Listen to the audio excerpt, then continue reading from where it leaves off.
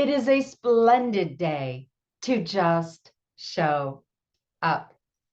Hi, everyone. Yvonne Heath here, nurse turned author, speaker, and changemaker, and your host. Welcome to Navigating Grief with Heart and Humor, where we talk about, plan, and prepare for grief, transitions, end of life, and all the messiness in between, long before it arrives, and diffuse the fear so we can live fully now. Or we've been through crisis, trauma, faced the death of a loved one, and realized how ill prepared we were, and we want to do it differently next time, starting right now. And so we are committed to ongoing learning, unlearning, evolving, sharing, and supporting one another. And that's why we're here today. So I honor you for just showing up. I am truly grateful that you have chosen to take this time.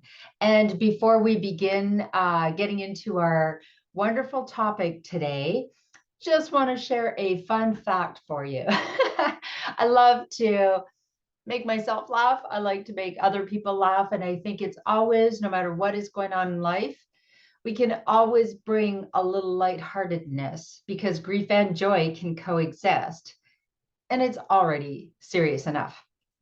So let's get started. I was thinking of the fact that in the pandemic, we've all heard of COVID-19. We we adopted 3 pets, Sadie, our dog, and our kittens. They were kittens at the time, Calvin and Hobbes. If you know the cartoon, you love those names. Anyways, when they first saw the Christmas tree on the first Christmas, they were just absolutely crazy and would climb into the tree, and you would see their face sticking out between the ornaments. And they were very little. Well, this past year, they got a little heftier. We kind of had to switch the food. And so we thought, oh my goodness, there's no way that they're going to try to climb the tree. Well, Miss Hobbs was very determined to continue climbing the tree. And now our tree looks like worse than Charlie Brown's tree, the very sad looking tree, because she still gets her larger body up there. It's not a real tree. I'm okay with that. All the branches are all just flattened down. These streamers are just on the floor. There's ornaments everywhere. And she's just happy with her husky self sitting up in the tree. So I just love my very disheveled tree and my sweet cat Hobbs. Just had to share that with you because it just makes me laugh every time I look at our tree that we perfectly decorated. It was so nice. And now it's just, wow. Anyways, it still makes me laugh. So today I want to talk about this time of year that I happen to be sharing this message with. But before we begin, as always, I just want to take a moment to just land here, forget about all the other noise, quiet the noise in my head. It's always spinning in there. And I just really want to be intentional about our time together. So I invite you to create a ritual for yourself in any moment that you need. Well, we want to be mindful and present in all moments in life. When you really want to be intentional and there's a lot of other things calling you away, create a ritual that will help to ground you, settle you in, and be fully present. And for me, when I take 2 deep breaths, inhaling through my nose, exhaling through my mouth, I'm very intentional. When I do that, I close my eyes and I just think I'm bringing in calming energy and releasing everything that I do not need, no longer serves me, does not serve others. And I am asking what I need to share today. So perhaps you could set an intention. What do you need to hear today? What does your heart need to hear? So feel free to join me or create your own ritual as I take a slow, deep breath, inhaling through my nose and exhaling through my mouth. One more time.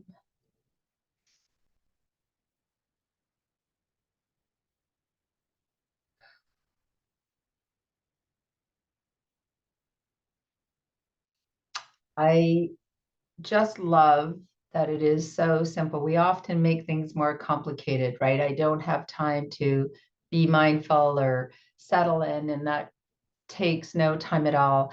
And I'm so grateful to one of my many mentors and teachers. This was Wilka Roig, who is one of the educational facilitator for the Elizabeth Kubler-Ross Foundation. They do wonderful webinar series ongoing. You should check that out. And she always starts our sessions this way. And it's just such a beautiful way to just be calm and present and very intentional for yourself. So, as we're spending this time, it happens to be December. And for many people, December is time to celebrate Christmas for Christians, Hanukkah if you are Jewish, Kwanzaa for African American wonderful community members. And for others, it is simply none of those things. And that's okay, because whatever this time is for you, you can make it special. Because even if this isn't a religious holiday or commemorative time, there is time off work. Everything slows down. Well, in work, many people create a lot of chaos in their lives. Do you hear what I said? Many people create chaos in their lives at this time of year. And I am not one of them. And so I just wanted to share with you what this time of year means for me. I am not a religious person. I'm a spiritual person, although Jasper over there has, the hat, the Santa hat, the elf hat, because I just love bright colors. And of course, that makes me smile. I don't believe in Santa. But I really, this time of year is interesting for me. I often struggle. I struggle with how much chaos people create, because I'm a highly sensitive person. I am an empath. I have ADHD. Too much chaos just overwhelms me. And I know I can now, I've learned even more skills to expand my energy field and allow everyone to be themselves. And the greatest thing that I have done is whatever expectations others may have of me or what we should be doing at this time of year, I set my own expectations. And it took me a long time to do that. So one of the things for me are gifts. And if you went out and spent thousands and thousands on gifts and you're thinking, oh, I can't believe I'm listening to this now, that's okay. Because all of the things we do, and we think, I'd like to do this differently, gives us the opportunity to do it differently next time. So for years and years, there was this expectation, gifts here, gifts there. We're spending so much money, and people were giving and receiving gifts that they didn't really need and spending money and going into debt. And I felt quite anxious by all of that. And so I no longer do it. I no longer do it. I remember one of our little relatives as we were going to visit, and it was their birthday. And they said, oh, what did you bring me? And they said, oh, yes, I forgot. Your presence is my present. And I said, that's right. It is, because we've driven 4 hours to come and visit, to celebrate with you. And I don't feel the need to purchase excessive gifts. And at first, it was a little uncomfortable, I'll be honest. And there may be people judging me, and that's okay. I get it. We're a very consumer-driven society, and that depletes my joy. And so I request from people, please do not buy me gifts. Thank you. If someone buys me a gift and it is not something I really need, I will give it to somebody else. Because there are people that need things. I don't need things. I am very comfortable with that now. And again, the reframing, because it's all made up. We have to remember this, right? We've created all this. Let's uncreate it. So I invite you for perhaps at the end of this time, if you felt joyful and wonderful and content and thrilled and you didn't go into debt, wonderful. If there are things that perhaps you'd like to do differently next time, I invite you to explore that. And the second thing, back to that, because when you are in debt, it exacerbates grief and you grieve that and it's challenging. So why do we perpetuate that unnecessarily? We don't need to. We don't need to. The second thing is hearing. And sorry, women, many of you are notorious for this. Oh, I do everything for everyone, and there's these big meals, and I have to do all the work, and then I have to do all the cleaning, and blah, blah, blah. So, no, you don't. No, actually, you do not. Because here are whoever it may be, and they feel this tremendous burden to do everything for everyone. And then they're just stuck in their own grief and sadness. They're not even allowing the joy because they're so overwhelmed and stressed. Why? No matter what you are celebrating at this time of year or simply having a holiday, why do we do that to each other? I don't know. So if that has been the expectation that you have set for yourself, if that has been the expectation, well, of course, mom or aunt or whoever does everything for everyone. It's so magnificent. And you're kind of hoping that people will say, hey, I'll help or I'll host, and they don't. Two things. Ask. Ask. I am no longer willing or capable of doing all of this for everyone. So I need to know who is going to do this or we all need to take part. My favorite word in the whole entire world, whether it is a birthday, Christmas, holiday, gathering, you name it, potluck. Potluck. Everyone contributes. And the cleaning up after, everyone contributes. Children, adults, everyone. I did grow up many years, it was the post-June Cleaver time where the women did everything and there were women doing all the prep and the cleaning and men playing cards and thinking, no, thank you. I don't want to live this way and I don't want to be this example for my children. So we get to redefine, and it starts with us. It starts with us. And this time of year, what it means for me is really pausing, reflecting, and paying attention, opening my eyes. For those who are celebrating, I want them to celebrate. I am going to celebrate all the goodness in my life. I am going to practice gratitude, gratitude, gratitude, gratitude, gratitude.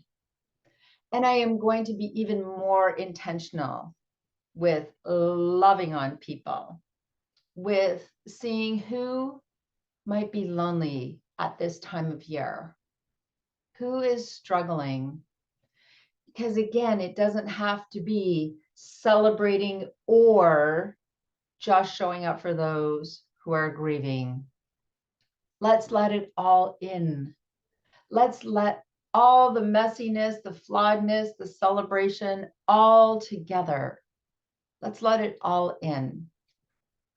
And acts of kindness for me, random acts of kindness, intentional acts of kindness, fill my heart at this time of year. And the things I did do, as I said, I'm not a big present giver. However, I did frame, I had pictures made up and I framed this wonderful picture. There's a whole group of children relatives and friends that went to camp together. Our children went to camp for 12 years and it was just this magical picture. And guess what? The frames that I used were refurbished. secondhand. I repainted them with love. So I didn't spend a lot of money, and it certainly meant a lot. Those are the things we can do. And actually, my husband Jordy did one of the most wonderful things at this time of year. He had a Christmas tie on. It was a Santa tie and had elves, and it was super cute. And he walked into a store, and there was a greeter at the door of the store. And we've seen this man there for years. And, you know, I don't know his story. There just seems to sometimes be a bit of a sadness, I feel it. And so Jordy, my husband, walked in and he had his tie on, and the man said, "Oh, that is the greatest tie. I love it so much. I've looked high and low for a tie and like that, and I can't find one." And Jordy said, "Well, I think I have a second one. So if I find it, I promise I'll give it to you." And he said, "Oh, thanks so much." Of course, not believing that would happen. Well, Jordy came home and looked high and low for the second tie, and he couldn't find it. And so I saw the tie he had all wrapped or just sitting on the counter. And he said, "Well, I'm going to go and I'm going to give him my tie." I just thought, that is the stuff that just warms my heart. And so he walked into a week later, he walked into that store, and the man was there, and Jordy just handed it to him and said, "Here you go. Merry Christmas." He said that man's face lit right up. It lit up. And he said, "Thank you, thank you, thank you," so many times. He said, "I'm going to wear this on Christmas Day." And it was just such a wonderful moment, I know, for the two of them. It would have been a wonderful moment for anyone watching this exchange. I loved hearing this, sharing it with our kids, our family, and sharing it with you. So you see those acts of kindness, the ripple, you're just really never sure how far it goes. And to me, that is what this time of year is about, the holiday season, and more importantly, to carry that throughout the year, now and always. Now and always. And as I think back, as the year closes, and I think back of the things, where are the wonderful memories where I just showed up for someone? Where are the thing? I'm so grateful for the people who just showed up for me. And thinking, I would like to have done this differently. And sometimes I call that person or send them a message. None of us are perfect. I'm not perfect. I don't just show up every time and make things better. Sometimes I have the intention of just showing up and I don't. And so the beautiful thing is that each and every moment is a new beginning, And again, if this has been traditionally a very hectic time for you and your family and stressful, what can you do to change that? Because it's a clean slate every single moment. And when we do feel that stress, we can learn from it. And we always get to do it differently next time. No matter what the expectation that we've set for ourselves, no matter what the expectation we've set for others or they've set for us. This journey we call life, it's all made up. So let's unmake the stuff that isn't working, starting right now.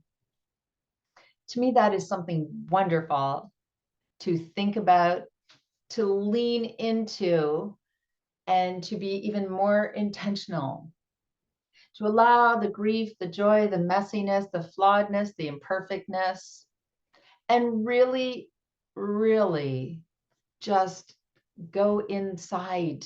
That's where change begins, with you. And what is working well, and what would you like to change? Because change starts with you. So thank you so much for joining me. I hope that this has inspired you even a little bit to be more intentional about creating joyful times, even amidst grief, inviting grief and joy, holidays, and always. We can do this together and always support one another. Do it differently next time. And you know that you can always reach out to me at loveyourlifetodeath.com and be a part of our community so that we can continue to create a more wonderful, fulfilling life for ourselves and each other. And my call to action, as always, must be, if you want to be intentional in your life, if you want to be able to navigate grief and joy, just show up for yourself and just show up for others. Plan your life, plan your death, and then just love your life to death. And always bring your own tambourine to the party. Celebrate you, have fun, enjoy. I love you, and I'll see you in the next episode. Bye for now.